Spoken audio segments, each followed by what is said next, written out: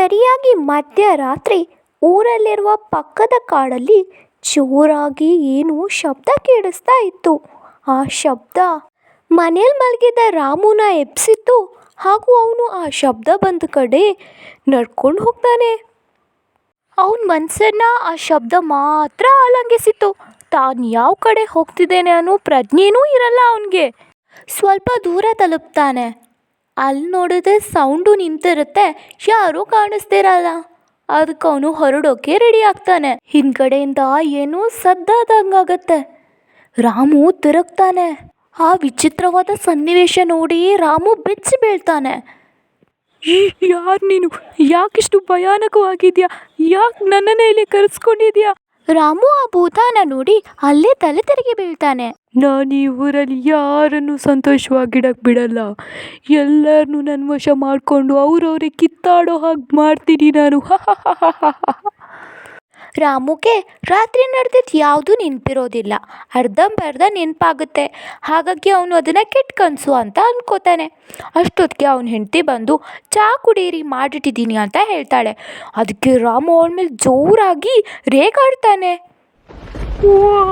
ಊರಿನ ಅರ್ಧಕ್ಕರ್ಧ ಜನರೆಲ್ಲ ವಶ ಆಗಿದ್ದಾರೆ. ಇನ್ನು ಈ ಊರು ಛಿದ್ರವಾಗುತ್ತೆ. ಅನೇಕರು ಈ ರಾಕ್ಷಸಿಯ ವಶ ಆಗಿದ್ರು. ಇವಳ ವಶ ಆದವರೆಲ್ಲ ಒಬ್ಬಂಟಿಯಾಗಿರೋಕೆ ಬಯಸ್ತಿದ್ರು. ತನ್ನ ಸಂಬಂಧಿಕರೊಟ್ಟಿಗೆ ಮನೆಯವರೊಟ್ಟಿಗೆ ಜಗಳ ಆಡ್ತಿದ್ರು. ಒಮ್ಮೆ ಭೂತ ಶಂಕರ ಅನ್ನೋ ವ್ಯಕ್ತಿಯನ್ನು ಆಹ್ವಾನಿಸ್ಬೇಕಾದ್ರೆ ಅವನ ಹೆಂಡತಿ ನೋಡ್ಬಿಡ್ತಾಳೆ. ಅವಳಿಗೆ ಭಯ ಹೆಚ್ಚಾಗುತ್ತೆ. ತಾನು ಏನು ನೋಡ್ತಿದ್ದಾಳೆ, ಈ ಊರಲ್ಲಿ ಏನಾಗ್ತಿದೆ ಅನ್ನುವಂಥದ್ದು ಅವಳಿಗೆ ಅರಿವಾಗುತ್ತೆ. ಅಲ್ಲ ಪುಟ, ಏನು ನೀನು ದಿನದಿಂದ ದಿನಕ್ಕೆ ನನ್ನ ಮಾತನ್ನೇ ಕೇಳಲ್ಲ ಅಂತೀಯಲ್ಲ, ನನಗೆ ಎದುರು ಮಾತಾಡ್ತಿದ್ಯಲ್ಲ? ನೀನೇ ಯೋಚಿಸು.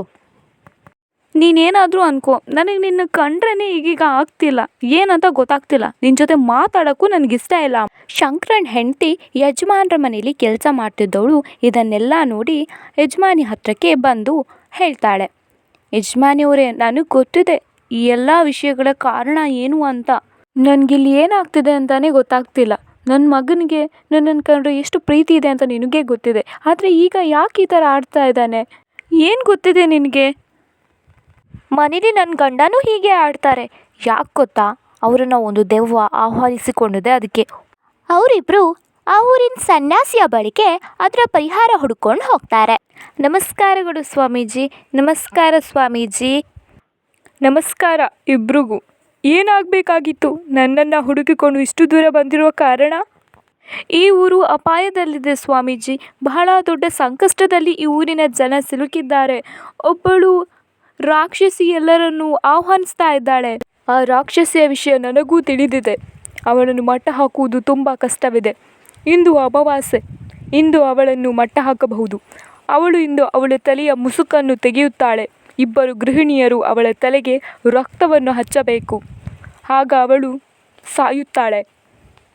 ಈ ಕೆಲಸ ಬಹಳ ಕಷ್ಟದ್ದು. ಸ್ವಲ್ಪ ಎಚ್ಚರ ತಪ್ಪಿದರೂ ನಾವೇ ಅಪಾಯದಲ್ಲಿ ಸಿಲುಕುತ್ತೇವೆ. ನೀವಿಬ್ಬರು ನನ್ನ ಜೊತೆಯಲ್ಲಿ ಬಂದರೆ ಹಿಂದೆ ಈ ಊರನ್ನು ರಕ್ಷಿಸಬಹುದು. ಓಹೋ ಸ್ವಾಮೀಜಿಗಳು, ಏನು ನನ್ನನ್ನು ಹುಡುಕಿಕೊಂಡು ಬಂದಿದ್ದೀರಿ ಈ ಅಮಾವಾಸ್ಯೆಯ ದಿನ? ಇಂದು ನಿನ್ನನ್ನು ಕೊಂದು ಬಿಡುವೆ. ಅವರಿಬ್ಬರಿಗೂ ಜೋರಾಗಿ ಜಗಳ ಆಗ್ತಿರ್ಬೇಕಾದ್ರೆ ಕಿಟಕಿಯ ಹಿಂದೆ ಅವಿತಿದ್ದ ಇಬ್ಬರು ಹೆಂಗಸರು ಆ ಭೂತದ ತಲೆಗೆ ರಕ್ತ ಚಿಮ್ಮಿಸುತ್ತಾರೆ.